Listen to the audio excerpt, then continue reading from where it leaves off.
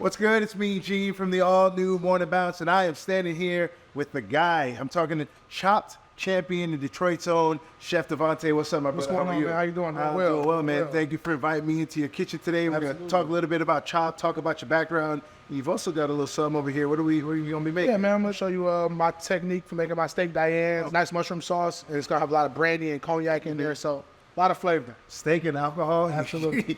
Absolutely. So talk to me about being on Chopped, not only being on Chopped, but actually being a Chopped champion. What was that experience like? Well, man, Chopped was a really cool experience. Very long day of filming, but ultimately, man, it was a really fun experience. I got to go out to New York, got to go to the Food Network studios, and got to experience that. And you know, just like as seen on TV, man, it really is super intense and like super fast paced, but it was really fun and cool to do. So that's dope. You had some interesting ingredients on your episode. Those weird lobsters and some turkey necks, I think it was. Ostrich necks. Ostrich. Yeah, I never had working with ostrich neck before, but you know, ultimately just kind of thinking about anatomy in the animal. Pretty much just treating it no differently than I would treat like an oxtail or a turkey neck. Oh, okay. So knowing that and knowing that there is no way to actually cook that in 20 minutes, you recognize real fast. You know, you got to just make it do what it do. So got you. Yeah, that's what's up. So you are like Southern style cooking, kind of is what they explained it as on the show, right? Or? So my background is Southern cuisine, heavily influenced in Southern cuisine. I have multiple cuisines that I'm versed in, but they all kind of wrap around to my Southern roots. Got you. So I always kind of cook with those layers of flavor, depth of flavors, big bold flavors. Yeah. My dad's mother is from Georgia. My mom's family is from the Carolinas.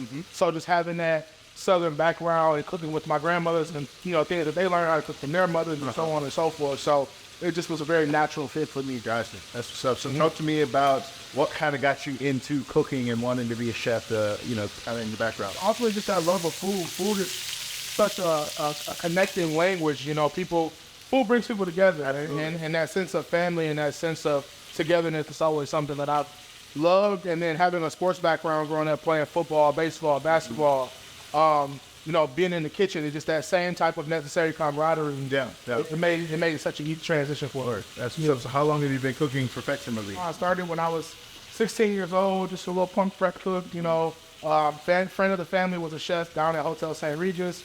So got me in young, peeling potatoes, cutting onions, washing dishes even.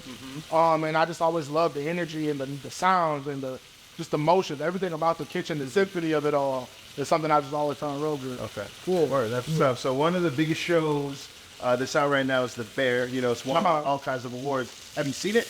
I have. I've actually just finished season 2 recently. Okay. It's definitely it's like a trauma show for chefs because it's so realistic. Yeah. But we love it though. It's a great show. So you are a private chef? Yes. Okay, so what exactly is someone who's not too familiar with cooking and being a chef, what exactly does that mean, being a private chef? So being a private chef, I'm less in a restaurant and I'm more in people's home. Okay. So most of what I cook and what I do is very personalized. Okay. It allows me to be very personable with my clients. And ultimately, it allows me to be creative in a more intimate setting. So I'm not figuring out how to make this one dish 100 times. I just have to focus on pushing all that flavor and all those ingredients into that one dish. And you know, it takes a lot of organization, takes a lot of you know, being personal and having a big personality, but I enjoy it. I definitely miss the restaurant sometimes just because you miss, you know, as a personal chef, you're pretty much cooking by yourself all the time. Whereas in that restaurant setting, you have your whole team. So I do miss this, but you miss a couple. Oh yeah. But I do love being a personal chef. Yeah, you get to be your own boss, so you kind of get to do your own thing. During the Lions playoff run, I would feed the D-line dinner every Friday night. Okay. And man, the amount of food those guys go through for a group of 11 people, I felt like I was cooking for 50. You know? So, how does, you know, being from Detroit influence your cooking style? Being from Detroit, so Detroit is a city that's just a very go-getter, tough city, man. So Detroit being a city that's just full of, you know, big goal people and energy and everything, you kind of got to bring the heat when it comes to cooking in Detroit. You can't come half-stepping because you'll get called out quick. So being in Detroit, it allowed me to kind of just like keep grinding and pushing in that way. And also being in Detroit, Detroit's like a melting pot. You know, a lot of different backgrounds and stuff like that in Detroit. So, you know, you can in any given day go from everywhere from Polish cuisine to, you know, Southern cuisine to Latin cuisine with Southwest, Mediterranean with Dearborn. So you really can go all over the map in Detroit, and that's one thing I love about Detroit. Okay, let me ask you a question. You see how you just did that? Yeah. Whenever I try to do that, stuff falls all over the stove. While the trick. So a good pan, and it's all in the wrist. Push and pull, and you kind of let the pan do the work for you. Go to the stool, push and pull, brace the wrist. Real gentle. What do you mean? What's the break the wrist part? Like that. That's the technique. Yep. That's like that. Hey, not too bad. We didn't lose too much. Just let the pan kind of do the work for you. So right now, what I'm doing is I got my steak finishing off in the oven. Okay. I'm letting my mushrooms and my onions kind of sweat down and saute.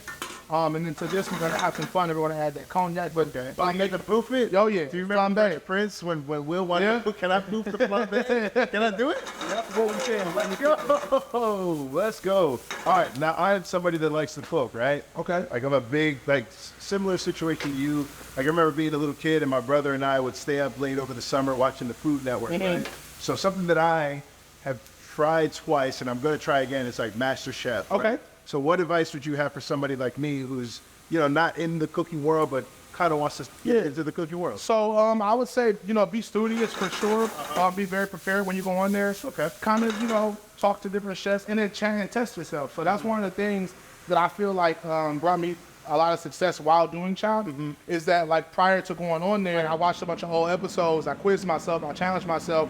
What would I do in those situations with those ingredients? And down to even coming here and having my sous chef grab a bunch of random stuff and time me on making a course. So just doing that homework ahead of time when I got there, pretty much I was prepared for any curveball they were going to throw my way, man. Yeah, so I would say definitely just study up and be ready. Okay. Gotcha. So now is the time. Now is the time. Let's go, baby. All right, so you want to grab that right there? Okay. Take that cognac, pour it away from yourself. Go that way? Yep. Or the whole thing? The whole thing. Hey. So what we're doing right now is Poop the flambe, baby. we're deglazing the pan, allowing that alcohol. So once the alcohol is actually cooked out of it, we'll still have all the good flavor of that brandy. Okay. But you won't taste that sauce and get drunk. Take about half the heavy cream and pour it in there. Okay. Perfect. And this is the Diane sauce. So Diane sauce is basically a creamy cognac sauce. Okay. Very traditionally made for steak. And what we're gonna do now is just leave it, set it and forget it, and just let it reduce until it tightens up real good for us while our steak is finishing up. Ah, that's it. Yep. Wow, that's easy. See, I always tell people, right? They're, oh, you cook so good, and blah, blah, blah. And I'm like, if you can read, you can cook. You cook. All you gotta do is follow the directions. It's easy. And not be scared of fire and heat. Yeah. That's half the battle. I'm gonna let this steak just rest for a couple seconds here. So if you look at the sauce, you see how it started out real loose. Yeah. Well, now it's tight, so it's almost gonna glaze Like short rib sauce. Exactly. You gotta let it tighten up. Take some of this frisee, just kind of dress it up. I already hit it with a little olive oil. That steak is gonna be so heavy with that cream sauce. Yeah. So you just want to have a little bit of color on the plate.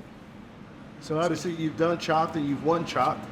Yeah. Are you thinking about any other food competitions, or was that just like a one and done? No, for sure. I'm definitely interested. I actually just got reached out to by Food Network again to do barbecue brawl. So that's a possibility for being on the horizon. And yeah, I mean, I'm down to do any of those shows. The experience was absolutely amazing. Yeah. I mean, I got nothing bad to say other than, they shoot that episode all in one day.